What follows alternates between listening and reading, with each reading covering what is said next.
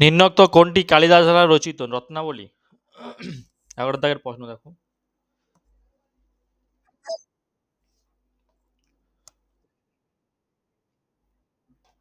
মালবিকাঙ্গিনী মিত্রম is the right answer. আর রত্নাবলী তো আমি বলেছিলাম না, আমি তো আলোচনা করেছিলাম রত্নাবলী কার।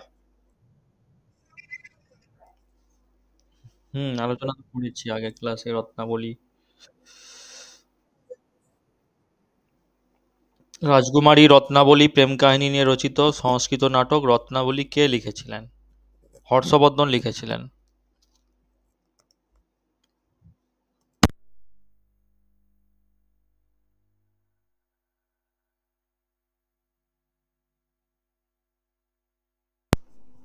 আচ্ছা একটু ওয়েট করো 1 মিনিট। তাহলে এটা সঠিক অ্যান্সার কোনটা? নিম্নোক্ত কোনটি কালিদাস দ্বারা রচিত? মাল বিকাঙ্গিনী মিত্রম, ঠিক আছে। তোমরা একটা কথা মাথায় রাখবে,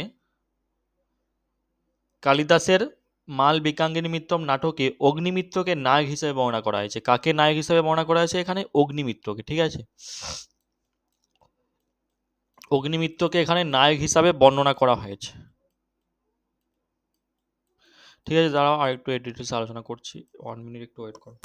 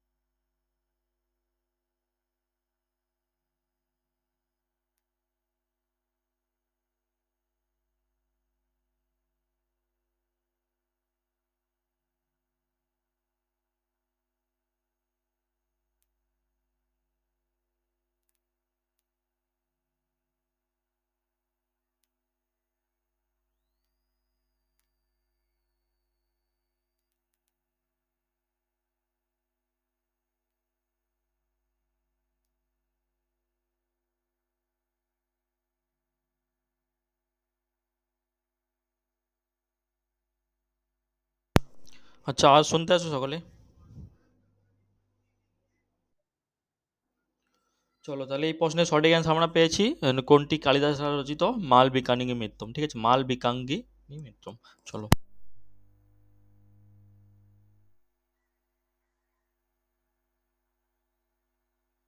আচ্ছা, মৃচ্ছকটিকম কার লেখা কারো জানা আছে?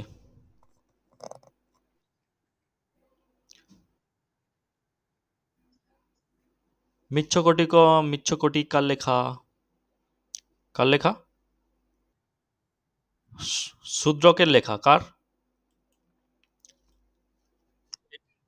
হ্যাঁ, এটা একটা সংস্কৃত নাটক।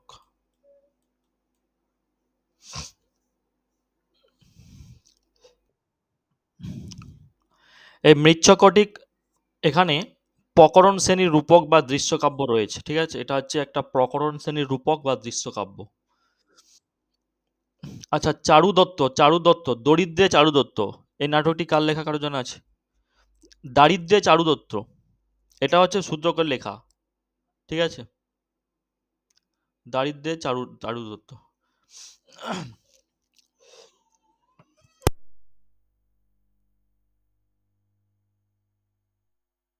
প্রশ্ন যদি বলা হয় বিখ্যাত সংস্কৃত নাটক মৃচ্ছকটিক কে লিখেছিলেন?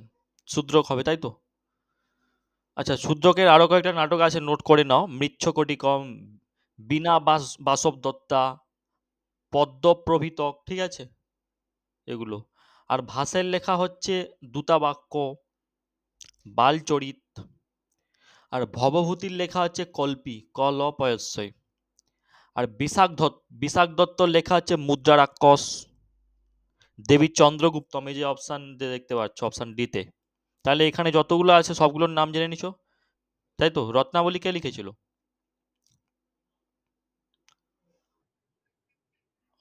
হ্যাঁ, হর্ষবর্ধন। তাহলে এখানে যতগুলো আছে সব কমপ্লিট হয়েছে। চলো পরবর্তী প্রশ্ন। সংস্কৃতে কাশ্মীরের ইতিহাস সম্পর্কিত কলহনের যে রাজতরঙ্গিনী, এই রাজতরঙ্গিনীতে কাশ্মীরের ইতিহাস সম্পর্কে বলা হয়েছে কলহনের লেখা। এটাই কবে রচিত হয়েছিল, কোন শতাব্দীতে রচিত হয়েছিল?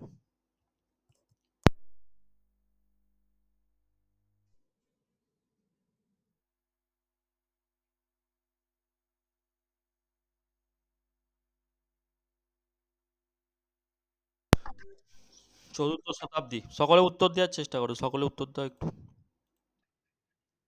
আমি যেগুলো করাচ্ছি এগুলো করো না, রেলে জেনারেল স্টাডি জেনারেল সায়েন্স থেকে ক্লিয়ার হয়ে যাবে আশা করছি, যেগুলো করাবো।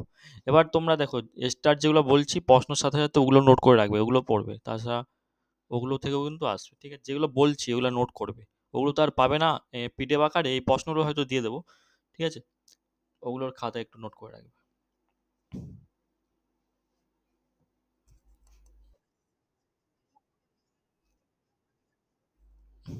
কোনটা?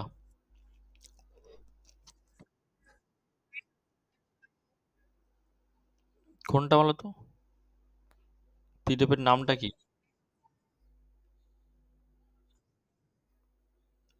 পিডিএফটার নামটা কি?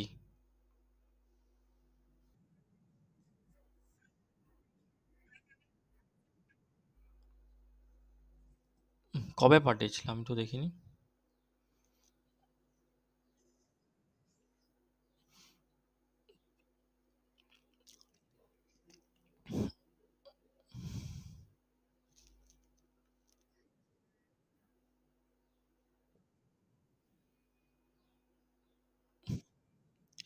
রেলের একটা বই বা পিডিএফ লঞ্চ হবে আমাদের, ঠিক আছে?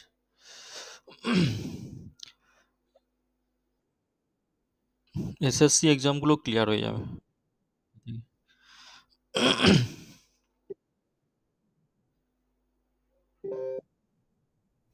কিসের আওয়াজ হচ্ছে?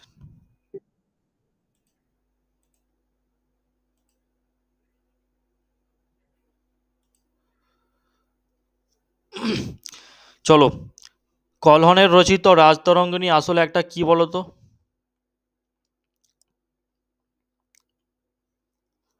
এই যে কলহনের যে রাজতরঙ্গিনী, এটা আসলে কি? এই যে প্রশ্ন দেখতে পাচ্ছ অপশন 12 দাগে, এটা একটা কাশ্মীরের ইতিহাসমূলক একটা, হ্যাঁ, কাশ্মীরের ইতিহাস। যদি প্রশ্ন করা হয় কলহনের রচিত রাজতরঙ্গিনী আসলে কি, একটি গানের সংকলন, কাশ্মীরের ইতিহাস, চন্দ্রগুপ্তের রাজস্ব সম্পর্কে, না এগুলির কোনোটিই নয়, তাহলে কাশ্মীরের ইতিহাস হচ্ছে সঠিক অ্যান্সার। দ্বাদশ শতাব্দীতে কলহনের রচিত, তাহলে এটা দ্বাদশ শতাব্দীতে রচিত হয়েছিল, বুঝতে পেরেছো? অপশন বি, দ্বাদশ শতাব্দী। এটা হচ্ছে একটা মধ্যযুগীয় কাশ্মীরের ইতিহাস। এটি 12 শতকে কাশ্মীরের ঐতিহাসিক কলহন সংস্কৃত ভাষায় লেখা হয়েছিল এটি, ঠিক আছে? রাজতরঙ্গিনী প্রায় 7,826টি, কতই 7,826টি শ্লোক দিয়ে গঠিত, এবং তরঙ্গ নামক 8টি গ্রন্থে কিন্তু বিভক্ত আছে। রাজতরঙ্গিনী বলা হয়েছে, এই তরঙ্গ নামক কিন্তু 8টি গ্রন্থে বিভক্ত আছে। তার আচ্ছা, কলহনের পিতার নাম ছিল কি? পিতার নাম ছিল চম্পক। তিনি হচ্ছে কাশ্মীরের রাজা হর্ষের মন্ত্রী ছিলেন। পরবর্তী, রাজতরঙ্গিনী কাশ্মীরের রাজাদের সম্পর্কিত প্রশাসন এবং সামাজিক, রাজনৈতিক এবং অর্থনৈতিক তথ্য কিন্তু এখানে প্রদান করেছে, ঠিক আছে?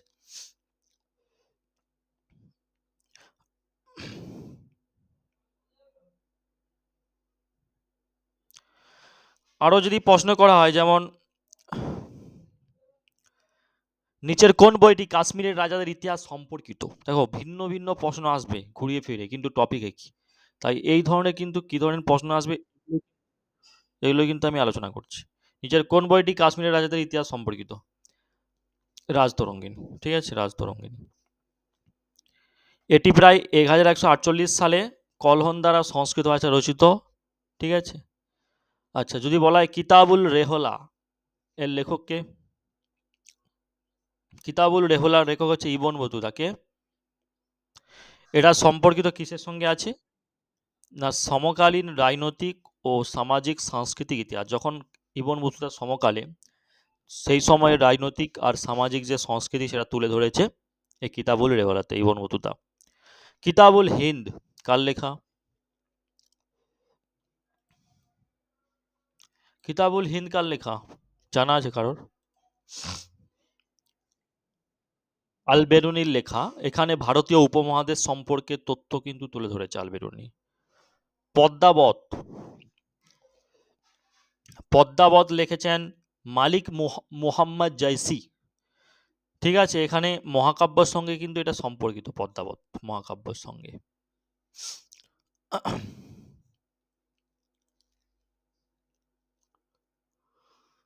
তাহলে পরবর্তী প্রশ্ন আমরা চলে যাচ্ছি।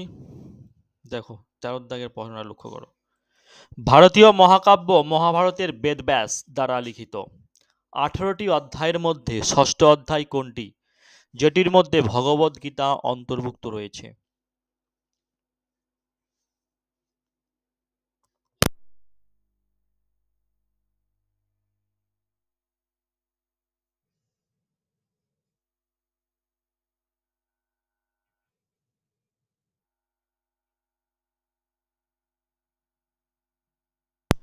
আচ্ছা, অপশন এ বলছো তাই তো? আদিপ্রভা। প্রশ্নটা কিন্তু লেভেল 3-তে এসেছিল, আরআরবি এনটিপিসি।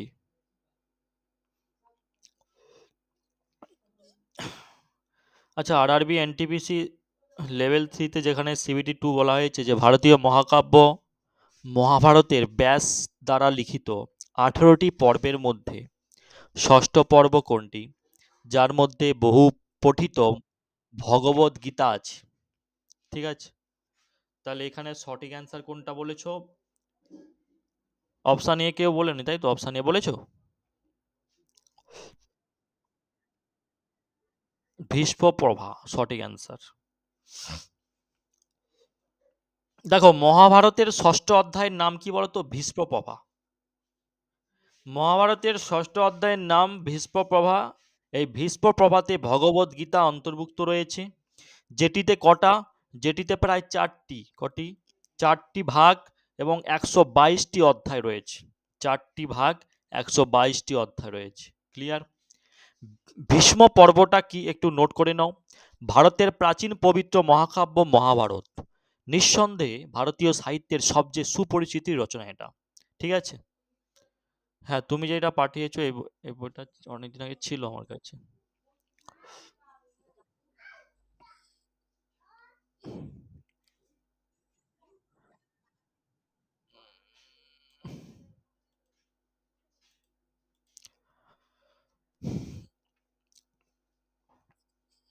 কি বলেছিলাম যে মহাভারত যেটা হচ্ছে নিঃসন্দেহে ভারতীয় সাহিত্যের সবচেয়ে সুপরিচিত একটা রচনা। মহাকাব্য কবি কে বলতো? মহাকাব্যের কবি কে?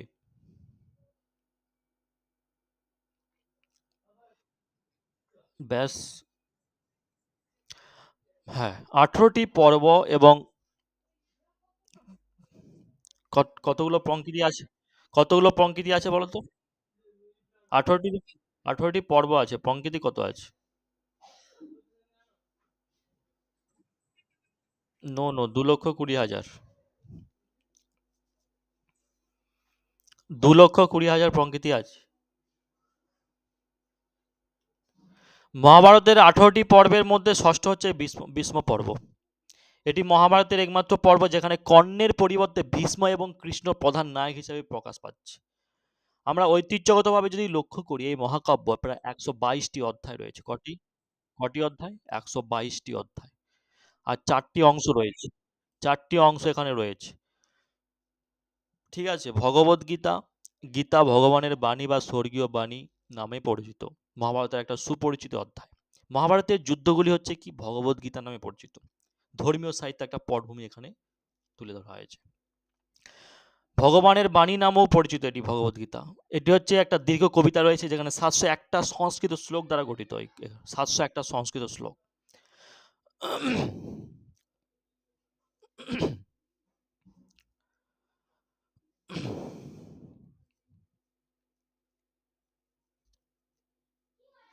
চলো আমরা পরবর্তী প্রশ্নে চলে যাচ্ছি। সংস্কৃত মহাকাব্য মহাভারতের লেখক কে?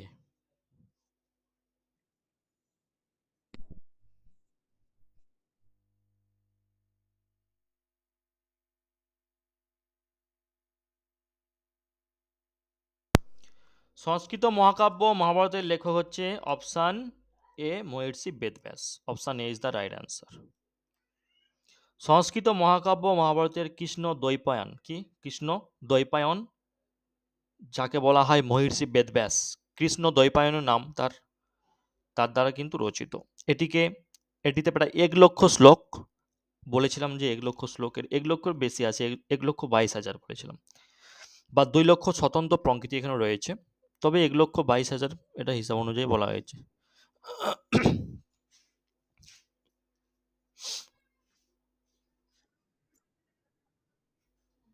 ইস,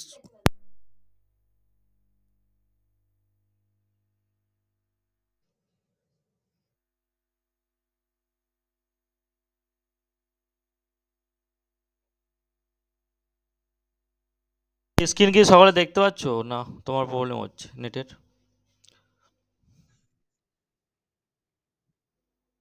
নেট প্রবলেম হচ্ছে নাকি তোমার সুশান্ত?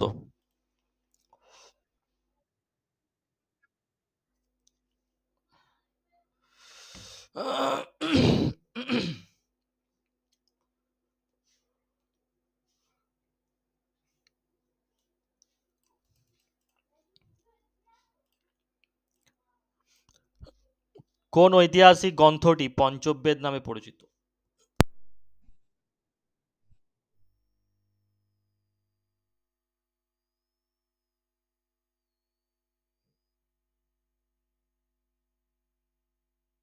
পণ্ডতদাকে সঠিক অ্যান্সার বলো তাড়াতাড়ি। মহাভারত বলেছো, যে সঠিক অ্যান্সার বলেছো, রাইট, একদম সঠিক অ্যান্সার।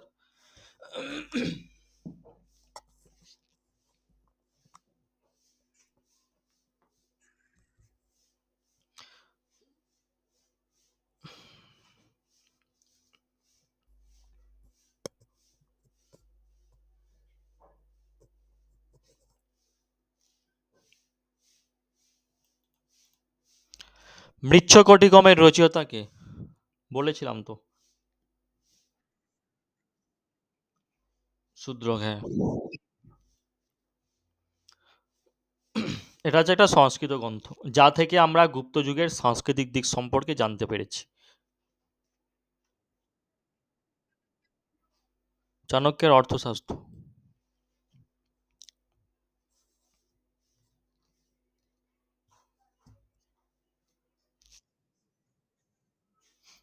হ্যাঁ, চলো পরবর্তী। আর্যভট্ট আর্যভট্টম বইটি কোন ভাষায় রচনা করেন?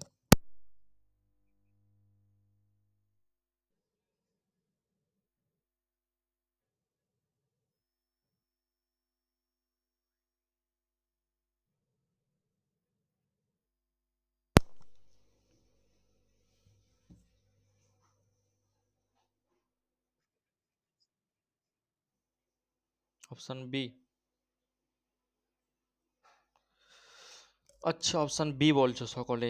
অপশন ডি, তাই তো? Sanskrit, right answer. কত সালে বলো তো?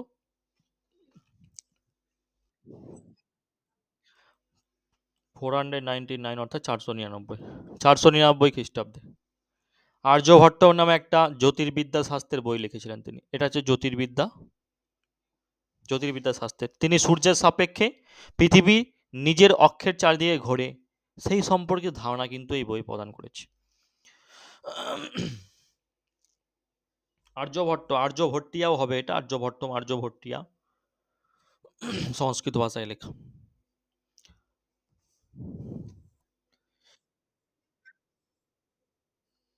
হ্যাঁ, বেশিরভাগ বই সংস্কৃত। এটা ইউপি আর্যভট্টিয়াম ড্যাশের একটি বই। আর্যভট্টিয়াম ড্যাশের একটি বই বলতো, এক্ষুনি আলোচনা করেছি। UP PSC staff nurse exam এসেছিল। আর্যভট্টিয়াম ড্যাশের একটি বই, ভূগোল, ইতিহাস, জ্যোতির্বিদ্যা, কৃষি। জ্যোতির্বিদ্যা, রাইট অ্যান্সার।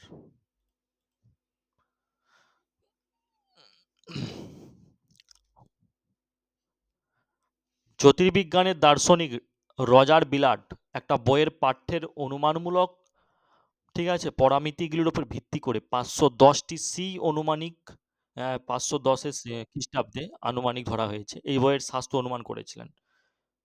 আর্যভট্ট কে ছিলেন? আর্যভট্ট ছিলেন একজন মহান গণিতবিদ এবং জ্যোতির্বিজ্ঞানী, যিনি গণিত এবং জ্যোতির্বিদ্যা সম্পর্কে বই লিখে চলেছেন। আর্যভট্টিয়াম হচ্ছে আর্যভট্টের লেখা একটা গ্রন্থ। এটা কিন্তু সংস্কৃত ভাষায় রচিত, আমরা জানি। ঠিক আছে? আচ্ছা, কয়েকটা। হ্যাঁ, হ্যাঁ। আর্যভট্টিয়াটা সংস্কৃত ভাষায় ৪টি বিভাগে বিভক্ত। এটি কটি? ৪টা বিভাগ নিয়ে বিভক্ত। এটিতে মোট প্রায় ১২১টি শ্লোক আছে। ১২১টি শ্লোক কভার করা হয়েছে এই বইটিতে। এই শ্লোকগুলো ১৩ নম্বর শ্লোক দেখো, গীতিকা পদ। ইম্পর্টেন্ট শ্লোকগুলো বলছি। গীতিকা পদ। এই গীতিকা পদে কি বলা হয়েছে? ১৩ নম্বর শ্লোক এটা, যে সময়ের বৃহৎ একক কল্প মনন্তর যুগ, যা একটা সৃষ্টিতত্ত্ব উপস্থাপন করে, যেমন পূর্ববর্তী গ্রন্থ, যেমন লাগদের বেদাঙ্গ জ্যোতিষ। এটাও মনে রাখবে, লাগদের লেখা কি? বেদাঙ্গ জ্যোতিষ। ঠিক আছে? এখানে একটা কথা বলেছে খুব ইম্পর্টেন্ট, জ্ঞান নিয়ে। গীতিকা পদে জ্ঞান নিয়ে একটা কথা বলেছে, যে জ্ঞানের একটি টেবিলও রয়েছে, একটি একক পদ দেয়া আছে, একটি মহাযুগের সময়ের গ্রহের আবর্তনের সময়কালও এখানে দেয়া আছে। প্রায় 4.32 মিলিয়ন বছরের হিসাব কিন্তু এখানে দেয়া আছে, জ্ঞানের যে এটা রয়েছে বিষয়টা গীতিকা পদে। ঠিক আছে? আরেকটা আছে ৩৩তম পদ, যেটা হচ্ছে গণিত পদ। আর্যভট্ট মানেই তো গণিত। গণিত পদ প্রায় ৩৩ পদে তিনি লিখেছেন গণিত পদ বলে। সেখানে মাসিক গণিত সম্পর্কে তুলে ধরেছে, জ্যামিতিক অগ্রগতি নিয়ে তুলে ধরা হয়েছে। ঠিক আছে? আরেকটা আছে ২৫ নম্বর শ্লোক, কালক্রিয়াপদ। কালক্রিয়াপদ সেখানে তুলে ধরা হয়েছে, সময়ের বিভিন্ন একক নিয়ে তুলে ধরেছে, এবং একটি নির্দিষ্ট দিনের জন্য গ্রহের অবস্থানে নির্ণয় করার একটা পদ্ধতি নিয়ে তুলে ধরেছে। ঠিক আছে? এবং সপ্তাহের যে দিনগুলি আছে না, সপ্তাহের দিনগুলির নাম সহ একটা ৭ দিনের সপ্তাহ তুলে ধরেছে। তারপরে ৫০ নম্বর পদ, গোলাপ পদ। এখানে মহাকাশীয় গোলকের জ্যামিতিক ত্রিকোণমিতির দিক, গ্রহের বৈশিষ্ট্য, মহাকাশীয় বিষুবরেখা নোড, পৃথিবীর আকৃতি, দিন ও রাতের কারণ, দিগন্তের রাশিচক্রের উত্থান, এগুলি নিয়ে কিন্তু তুলে ধরেছে। ঠিক আছে? এগুলো থেকে প্রশ্ন থাকতে পারে যে কোথায় কি কোন পদে তুলে ধরা আছে, এগুলো অবশ্যই মনে রাখবে। চলো পরবর্তী প্রশ্ন চলে যাচ্ছে আমরা।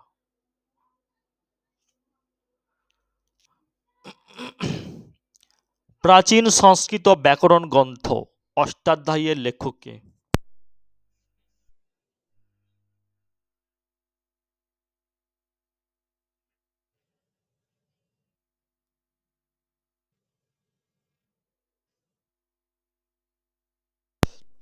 দেখো, ভারতীয় ব্যাকরণবিদ দ্বারা খ্রিস্টপূর্ব ৬ থেকে ৫, ঠিক আছে, শতাব্দীতে লেখা ব্যাকরণের ওপর সংস্কৃত গ্রন্থ হচ্ছে পাণিনি লিখেছিলেন। এই কাজটি ধ্রুপদী সংস্কৃতের ভাষাগত মান নির্ধারণ করেছে এখানে। তাহলে এখানে সঠিক অ্যান্সার অপশান সি, পাণিনি। ঠিক আছে? অষ্টাধ্যায়ী একটা প্রাচীন সাংস্কৃতিক গ্রন্থ। ঠিক আছে? যা খ্রিস্টপূর্ব ৬ষ্ঠ থেকে ৭ম শতাব্দী, কোনো কোনো জায়গায় উল্লেখ করেছে ৬ষ্ঠ থেকে ৫ম, কোনো কোনো জায়গায় ৫ম থেকে, এরকম উল্লেখ করা হয়েছে। ঠিক আছে? তবে এটা মাথায় রাখতে হবে আমাদের, এটি হচ্ছে হুম,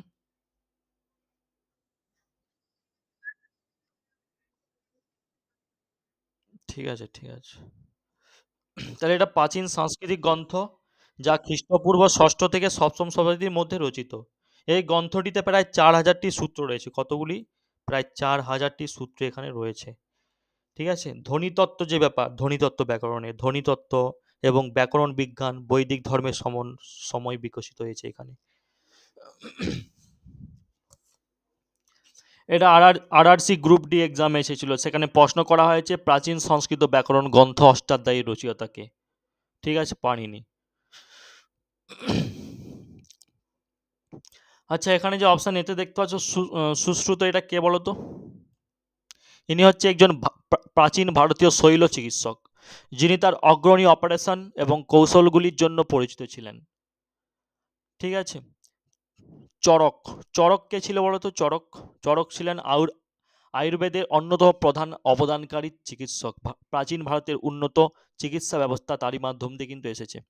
জয়দেবের নাম সকলের জানা, তাই তো? জয়দেব কে ছিলেন? বাংলার দরবারি কবি বলা হয় জয়দেবকে। দ্বাদশ শতাব্দীর বিখ্যাত সংস্কৃত কবি কিন্তু ছিলেন। তিনি গীতগোবিন্দ বইটি রচয়িতা করেছিলেন। আর এটি হচ্ছে গীতগোবিন্দ হচ্ছে দ্বাদশ শতাব্দীতে রচিত হয়েছিল। তারপরে যে দেখতে পাচ্ছ সুরদাস, সুরদাসের সুরদাস ছিলেন একজন বিখ্যাত মুঘল শাসক আকবরের সমসাময়িক ছিলেন সুরদাস। সুরদাস একজন অন্ধ কবি ছিলেন, অন্ধ কবি। ঠিক আছে? যিনি বেশিরভাগ সময় ভগবান শ্রীকৃষ্ণকে নিয়ে গান গেয়ে কাটিয়েছিলেন।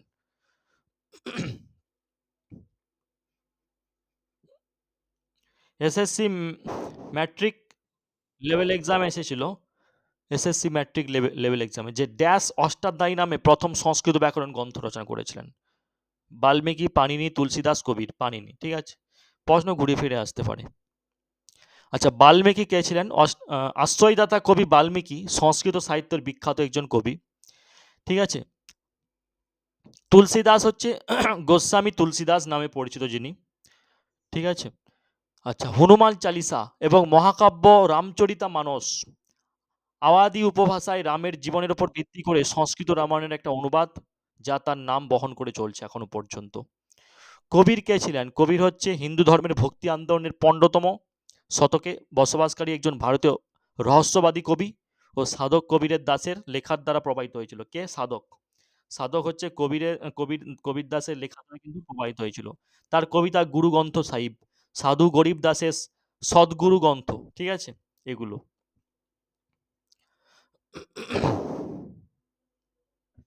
চলো পরবর্তী প্রশ্ন চলে যাচ্ছি। পাণিনি হলেন একজন বিখ্যাত সংস্কৃত কে?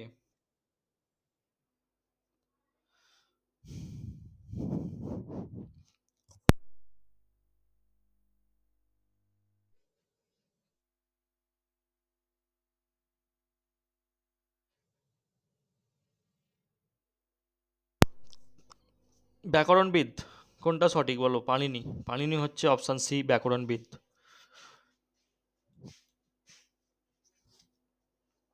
পাণিনি হচ্ছে ব্যাকরণবিদ। সপ্তম শতাব্দীতে, ষষ্ঠ সপ্তম পাণিনির উত্থান ঘটেছিল।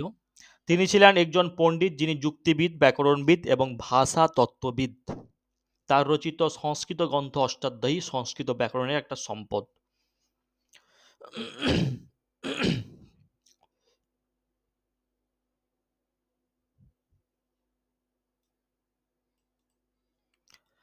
একটু আগেই বলেছিলাম সুশ্রুত নিয়ে আলোচনা করেছিলাম, বলো। সেই সুশ্রুতের প্রশ্ন পেয়েছি। সুশ্রুত সংহিতার মূল বিষয়বস্তু কি ছিল?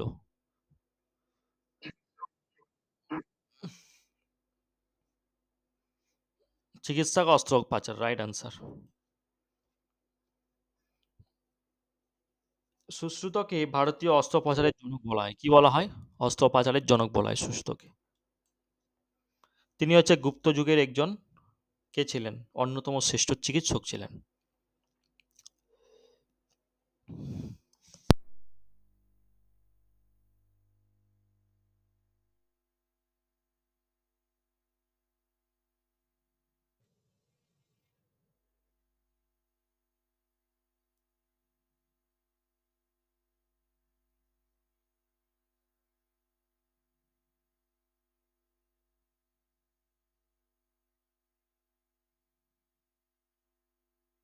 আচ্ছা, যদি প্রশ্ন করা হয় যে চরক সংহিতা, এটা তো আছে সুশ্রুত সংহিতা।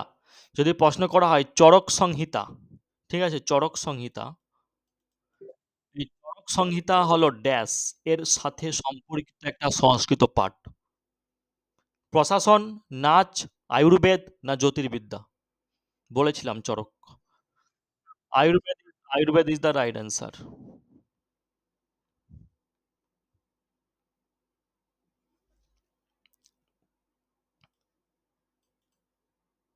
সুশ্রুত পরিচিত ছিলেন ড্যাশ হিসাবে?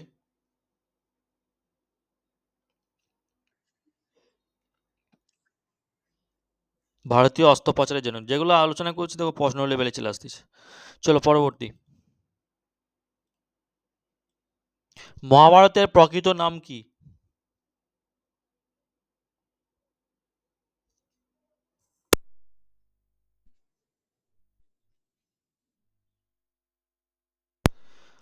বাইশের দাগের প্রশ্নের সঠিক answer Jaya Samhita is the right answer, যে বলেছো।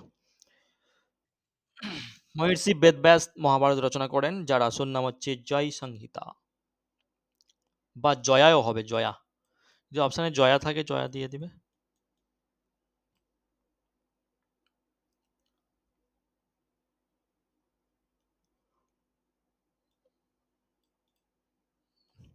কে 10 কুমার চরিত বা 10 রাজপুত্রের গল্প লেখেন?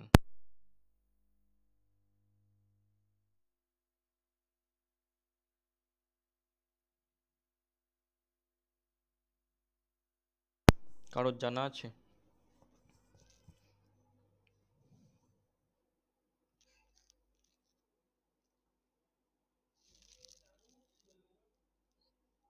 কারোর জানা নেই?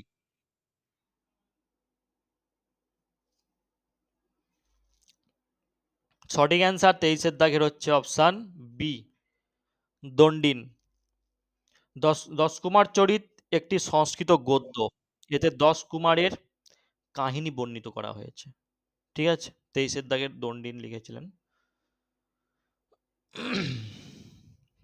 এটা হচ্ছে গুপ্ত যুগের সাহিত্য, পড়লে বুঝতে পারবে। গুপ্ত যুগের সাহিত্য, 10 কুমার চরিত ভালোভাবে দেয়া আছে।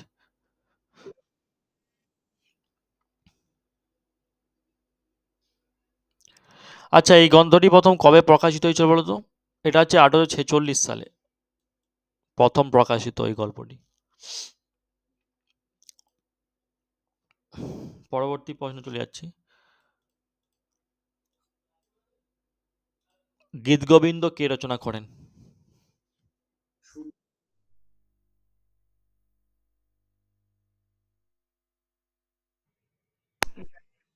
জয়দেব, বলেছিলাম, জয়দেব। গৌড়ের রাজা লক্ষণ সেনের সভাকবি ছিলেন, তাই তো জয়দেব? গৌড়ের রাজা লক্ষণ সেনের সভাকবি। 12 শতকে জয়দেব গীতগোবিন্দ রচনা করেছিলেন, এবং জয়দেব ছিলেন লক্ষণ সেনের সভাকবি। এগুলো মনে রাখবে টপিকগুলো। এটিতে প্রায় রাধা কৃষ্ণের প্রেম কাহিনী বর্ণিত করা হয়েছে, 3টা টপিক মনে রাখবে। আর এই প্রশ্নটি গীতগোবিন্দকে রচনা করেছিল WBPSC ফুড এসআই 2014 সালে, অফিসিয়াল পেপার লক্ষ্য করে পেয়ে যাবেন।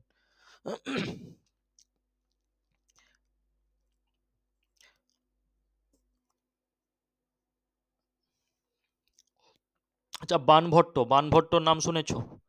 বানভট্ট হচ্ছে 7ম শতাব্দীর একজন সংস্কৃত পণ্ডিত ছিলেন এবং কবি ছিলেন। তার রচনা হর্ষচরিত আর কাদম্বীর জন্য সম্মানিত। হর্ষচরিত লিখেছেন আর কাদম্বীর, ঠিক আছে, বানভট্টের লেখা। বিষ্ণুগুপ্ত যিনি চাণক্য নামে পরিচিত, বিষ্ণুগুপ্ত একজন প্রাচীন ভারতীয় অর্থনীতিবিদ ছিলেন, দার্শনিক ছিলেন এবং রাজকীয় উপদেষ্টা ছিলেন, যিনি অর্থশাস্ত্রের সৃষ্টির সাথে যুক্ত ছিলেন।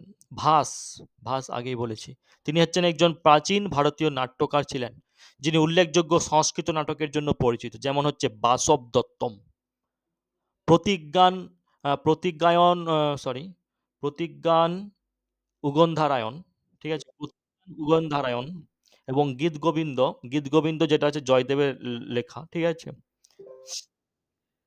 যেগুলো অবশ্যই মনে রাখবে, যেগুলো বললাম।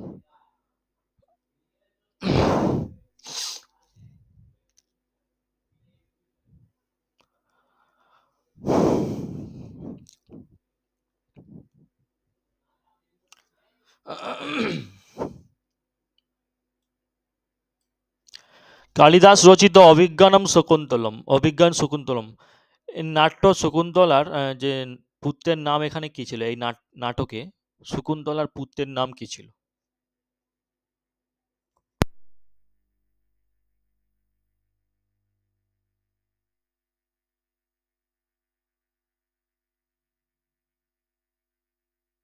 কারোর জানা নেই?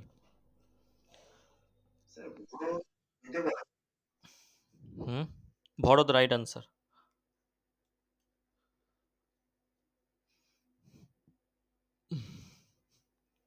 দেখো, গল্পে রাজা দুষ্যন্ত এবং কুন্তলা বনে মিলিত হয়েছে। এই যে কুন্তলা, গল্পের মধ্যে কি দেখা যাচ্ছে? গল্পে হচ্ছে রাজা দুষ্যন্ত এবং কুন্তলা বনে মিলিত হচ্ছে, বিচ্ছিন্ন হয়ে গেছে। এবং অবশেষে পুনরায় মিলিত হয়ে গেছে। তাদের পুত্র ভরত রাজবংশের ভিত্তি স্থাপন করছিলেন বলে কথিত আছে, যা শেষ পর্যন্ত কৌরব ও পাণ্ডবদের নেতৃত্ব দিয়েছিল।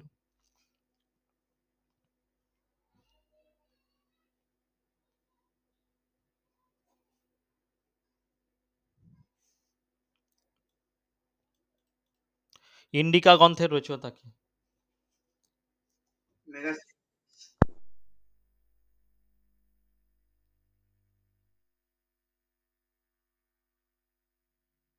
দেখো, ইন্ডিকা গ্রন্থের রচয়িতা Megasthenes is the right answer. Greek দূত তথা কূটনীতিবিদ মেগাস্থিনিস ছিলেন সেলুকাসের দূত। সেলুকাস, তিনি চন্দ্রগুপ্ত মৌর্যের দরবারে এসেছিলেন।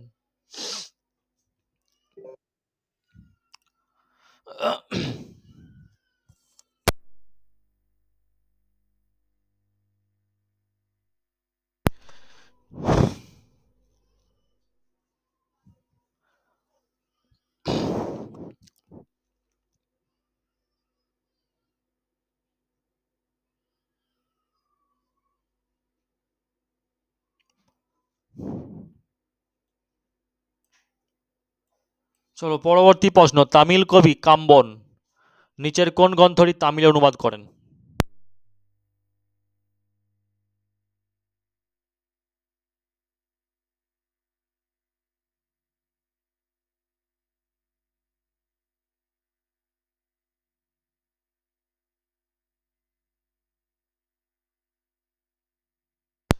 চলো সকলে শেষ পর্যন্ত থাকো, আজকে পিডিএফটা শেষ করে দেবো, আর বেশি নাই। পিডিএফটা গ্রুপে শেয়ার করে দেবো। চলো টেলিগ্রাম গ্রুপ ফলো রাখবে, ঠিক আছে?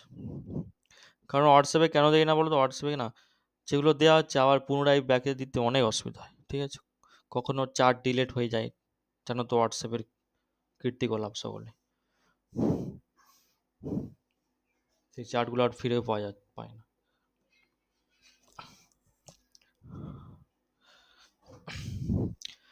তামিল কবি কম্বন নিম্নোক্ত কোন গ্রন্থটি তামিলে অনুবাদ করেছিলেন?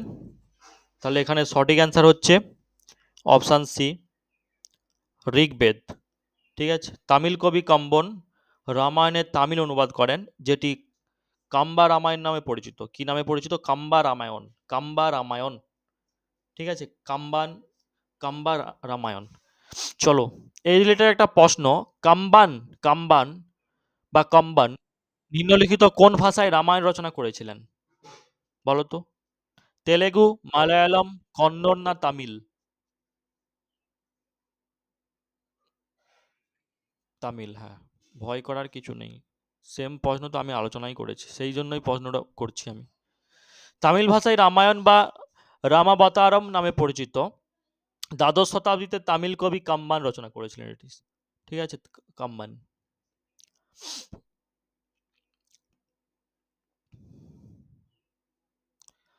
আচ্ছা, এসএসসি জিডি কনস্টেবল এসেছিল একটি বিখ্যাত তামিল মহাকাব্য শিলপ্পাদিকারম, একটি বিখ্যাত তামিল মহাকাব্য শিলপ্পাদিকারম প্রায় ড্যাশ বছর আগে ইলাঙ্গ নামে একজন কবি রচনা করেছেন। তাহলে শিলপ্পাদিকারম কার লেখা? ইলাঙ্গ। আচ্ছা, এটি কত বছর আগে রচনা করেছেন জানা আছে কারুর? 1800 বছর আগে, ঠিক আছে? 1800 বছর আগে, ঠিক আছে, মনে রাখবে, অবশ্যই নোট করে নাও।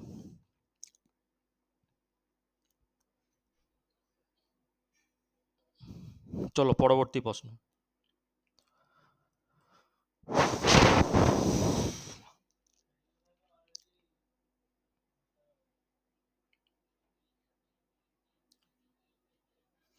সঙ্গম যুগের মহাকাব্য শিল্পাদিকারম মণিমেখলায় কোন ভাষায় রচিত?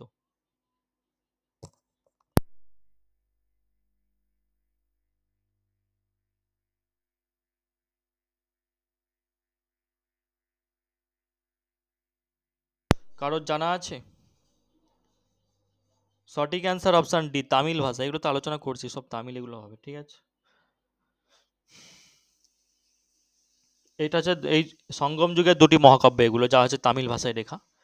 শিল্পাদিকরমকে তামিল সাহিত্যের প্রথম মহাকাব্য বলা হয়। এই যে শিল্পাদিকরম, এটা হচ্ছে তামিল সাহিত্যের প্রথম মহাকাব্য। ঠিক আছে, তামিল সাহিত্যের সবচেয়ে প্রথম মহাকাব্য এটি। আচ্ছা, আমি যদি সঙ্গম যুগটা একটু আলোচনা করে দিই। সঙ্গম যুগ থেকে কিন্তু প্রশ্ন আছে রেলওয়েতে। সঙ্গম যুগের যেসব প্রশ্ন আসতে পারে পরীক্ষায়, আমি একটু ডিটেলস একটু বলে দেই। প্রশ্নগুলো আলোচনা করি। তোমরা একটু নোট করো, উত্তর দাও। সঙ্গম সাহিত্যে কোন শাস্ত্রীয় ভাষায় রচিত হয়েছিল? তাড়াতাড়ি উত্তর দেবে।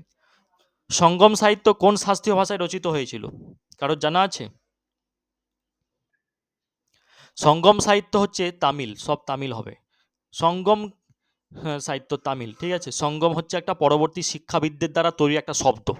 তামিল পুরাণে ৩টি সঙ্গমের কথা উল্লেখ আছে। একটা হচ্ছে মাদুরাই, একটা হচ্ছে কাপড়াপুরা, আরেকটা হচ্ছে তারপর মাদুরাই। ঠিক আছে, মাদুরাই, কাপড়াপুরা, তারপর মাদুরাই।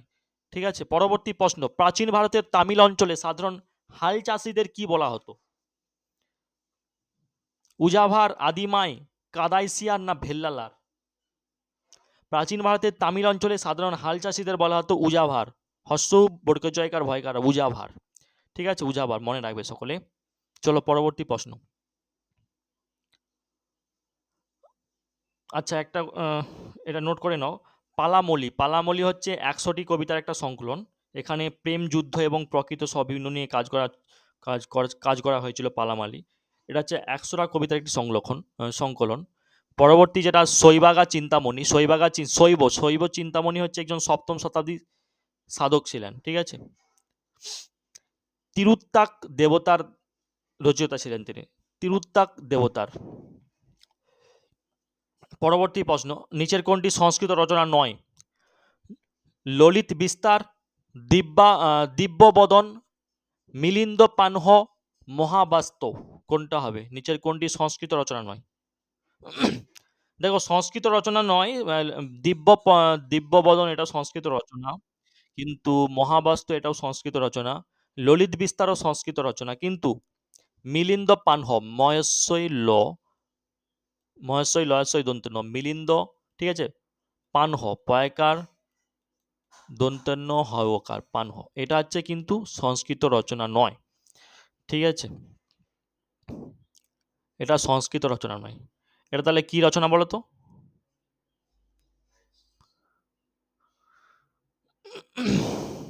পলি ভাষায়, পলি ভাষায় রচনা এটা। ঠিক আছে, চলো পরবর্তী প্রশ্ন।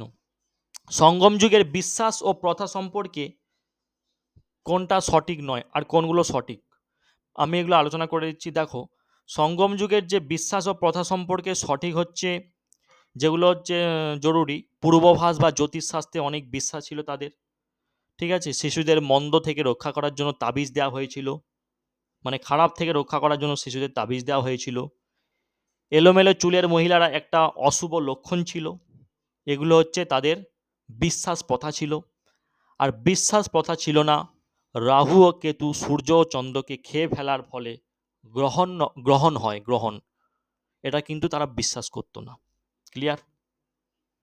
তাদের কাটা মাথাগুলো এখনো তাদের ক্ষুধা ধরে রেখেছে। তারা এখন গ্রহণের সময় সূর্য ও চাঁদকে গ্রাস করে।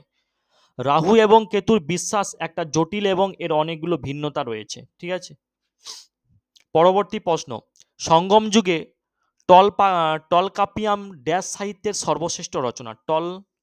কাপিয়াম, টল কাপিয়াম, কয়েকার পয়স্যই কাপিয়াম, 29 তয়কার ম, কাপিয়াম, টলকাপিয়াম। সঙ্গম যুগের টলকাপিয়াম ড্যাশ সাহিত্যের সর্বশ্রেষ্ঠ রচনা? তামিল, তেলেগু, সংস্কৃত, কন্নড়। কোনটা হবে? তামিল, তাই তো। চলো পরবর্তী।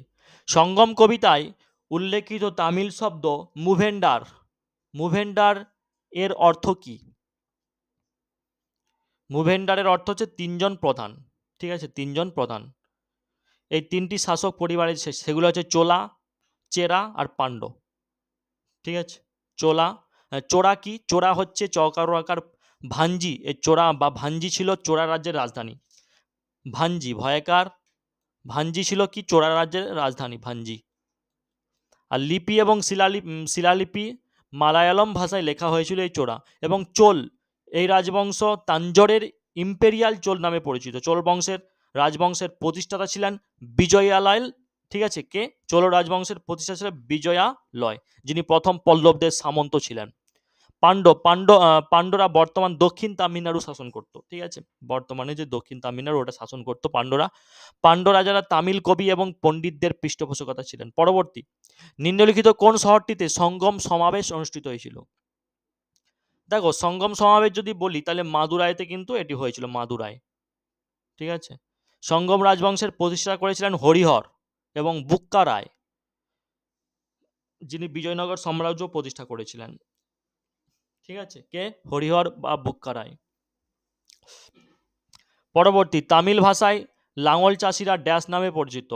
বলেছিলাম উজাভার, ইম্পর্টেন্ট একটা প্রশ্ন।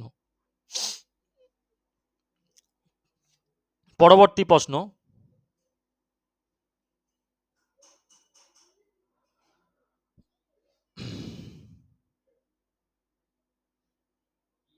সঙ্গম যুগের কোন রাজবংশ ক্ষমতায় ছিল না? সঙ্গম যুগের হচ্ছে পল্লব রাজবংশ কিন্তু ক্ষমতায় তারা ছিল না, ঠিক আছে, পল্লব। আচ্ছা, পাণ্ড্য যুগের প্রতীক কে ছিল বলতো? পাণ্ড্য যুগের প্রতীক ছিল মাছ। মাছ হচ্ছে পাণ্ড্য যুগের প্রতীক। আর চেরা হচ্ছে প্রতীক, হচ্ছে ধনুক বা তীর, চেরাদের প্রতীক, ঠিক আছে। চোলের প্রতীক হচ্ছে বাঘ। পরবর্তী, চোল রাজবংশের শেষ শাসক কে ছিলেন? চোল রাজবংশের শেষ শাসক ছিলেন তৃতীয় রাজেন্দ্র পাল। ঠিক আছে। পরবর্তী, দক্ষিণ ভারতে কয়টি সঙ্গম তামিল কবিদের সমাবেশ অনুষ্ঠিত হয়েছিল? প্রায় তিনটি, ঠিক আছে। পরবর্তী, প্রাচীন এবং মধ্যযুগীয় ভারতের কোন অংশের সাথে সঙ্গম সাহিত্য সম্পর্কিত? দক্ষিণ ভারতের সাথে, ঠিক আছে। চলো, এই ছিল, এইখানেই থাক। পরবর্তী পয়েন্টে চলে যাচ্ছি, সঙ্গমে এগুলোই করলেও হবে, ঠিক আছে। চলো পরবর্তী, ন্যায় দর্শনের ন্যায় সূত্রটি কার দ্বারা রচিত?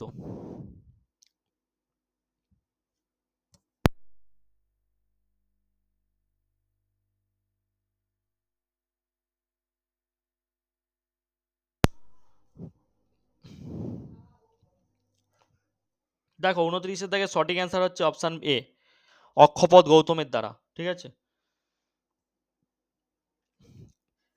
দর্শন শাস্ত্রে 6টি অংশ রচনা করেন 6 জন দার্শনিক। দর্শন শাস্ত্রে 6টি যে অংশ ছিল তার 6টি রচনা করেছিলেন 6 জন দার্শনিক।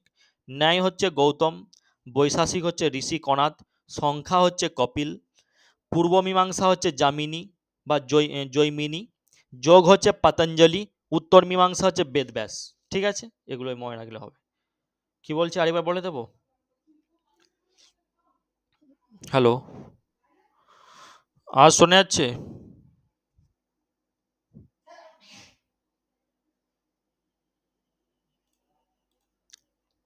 ন্যায় দর্শনের ন্যায় সূত্রটি কার দ্বারা রচিত? অক্ষপদ গৌতমের দ্বারা। কি কি বলেছিলাম?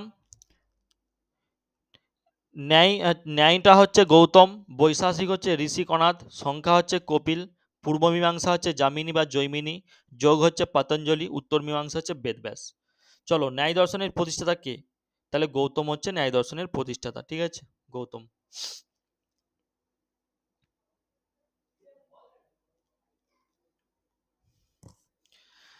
আচ্ছা, যদি প্রশ্ন ঘুরিয়ে যায়, কে ন্যায় সূত্রের রচয়িতা হিসাবে চিহ্নিত করা হয়? কাকে ন্যায় সূত্রের রচয়িতা? গৌতমকে।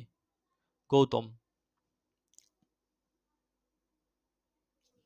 পরবর্তী প্রশ্ন,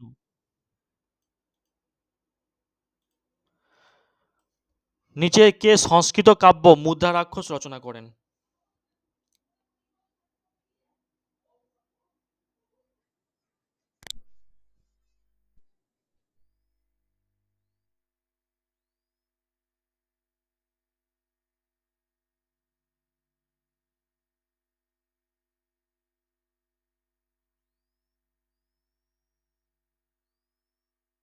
দেখো, 30-এর দাগে যারা বলেছো, Vishakha Datta is the right answer. Sanskrit ভাষা, এটি ভারতের প্রথম রাজা চন্দ্রগুপ্তের মৌর্যের গল্প বলেছিল এখানে, রাজা চন্দ্রগুপ্ত মৌর্যের গল্প, সংস্কৃত কাব্য এটি, ঠিক আছে। এখানে চন্দ্রগুপ্ত মৌর্য ও চাণক্যের জীবন তথা চাণক্যের রাজনীতি নিয়ে আলোচনা করা হয়েছে এখানে। ভরতেন্দু হরিশ্চন্দ্র প্রথম মুদ্রা রাক্ষসকে হিন্দিতে অনুবাদ করেছিল। কে? Bharatendu Harishchandra. West Bengal police, SI exam, সেখানে প্রশ্ন এসেছিল যে মুদ্রা রাক্ষস নাটকটি রচয়িতা কে? বিশাখ দত্ত।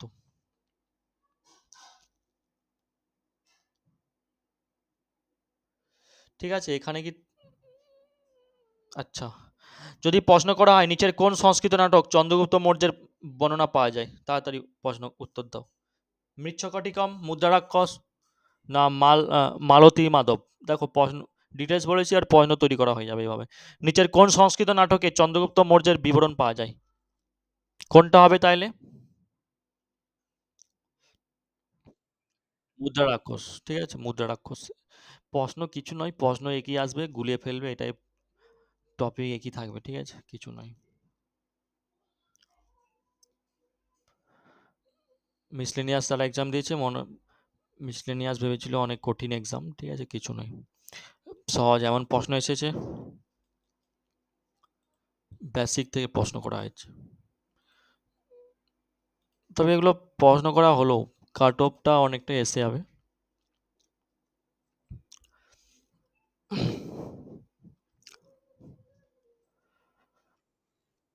আচ্ছা, মালতী মাধব কার লেখা কারো জানা আছে? মালতী মাধব, মালতী মাধব যে নাটকটি, এটা হচ্ছে ভবভূতি, ভবভূতি রচনা করেছিলেন। ভবভূতি ভারতের একজন অষ্টম শতাব্দী পণ্ডিত, সংস্কৃত ভাষায় লেখা এই নাটকটি ভবভূতি।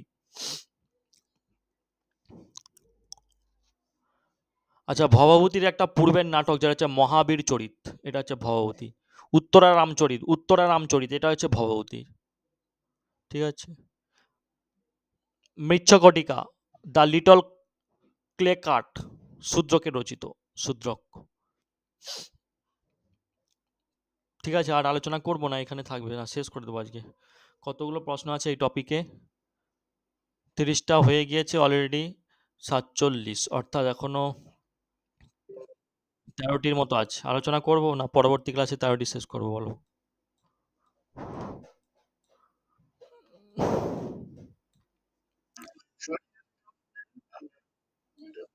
কোনটা?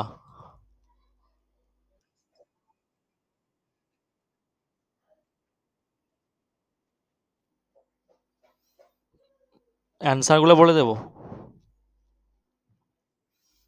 না, ডিটেলসে একটু আলোচনা না করলে অ্যান্সার এইগুলো, দেখো প্রশ্ন তো একই হবে, তবে ডিটেলসে আলোচনা করলে ওই ধরনের ওইখান থেকে যদি প্রশ্ন আসে লেগে যাবে আর কি পরীক্ষায়, এই জন্য ডিটেলসে আলোচনা করা। টপিক একই থাকে না, পিডিএফ এখন দেওয়া হবে না, পিডিএফ এই ক্লাসটা শেষ হলে পিডিএফ দেওয়া হবে। আর এটা ক্লাসে কমপ্লিট হয়ে যাবে তখন পিডিএফটা দিয়ে দেবো।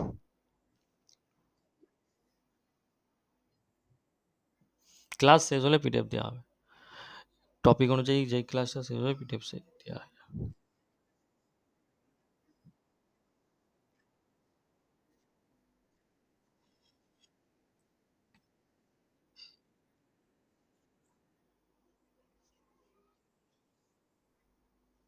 হুম। বোর্ড মিস্টিং, বোর্ড মিস্টিং অনেকগুলো অঙ্ক হয়েছে, তারপরে আবার আগেরও অনেক অঙ্ক হয়েছে, রেকর্ড দিয়ে দেবো। রেকর্ড কি দেখেছেন?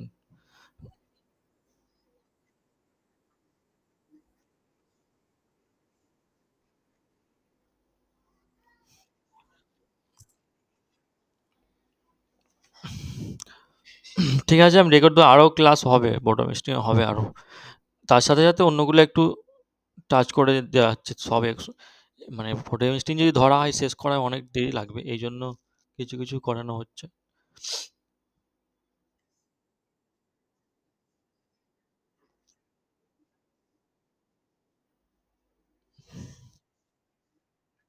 কেন লিঙ্ক তো আমি, রেকর্ডের লিঙ্ক তো দেওয়া হয় কেন?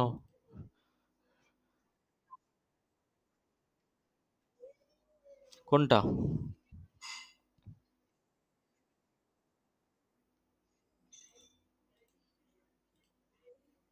গতকালের? গতকালে কোন ক্লাসে বলো তো? ম্যাথ ক্লাসের? ম্যাথ ক্লাসে ওটা মানে নেটের প্রবলেম ছিল স্যার, আমি রেকর্ড করেছিলাম, তেমন আটকে আটকে যাচ্ছিল, আমি রেকর্ড দেইনি।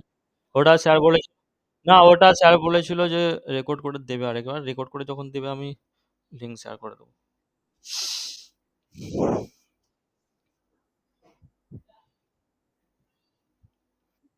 ঠিক আছে, চলো এখানেই থাক। পরবর্তী ক্লাসে দেখা হচ্ছে। All the best.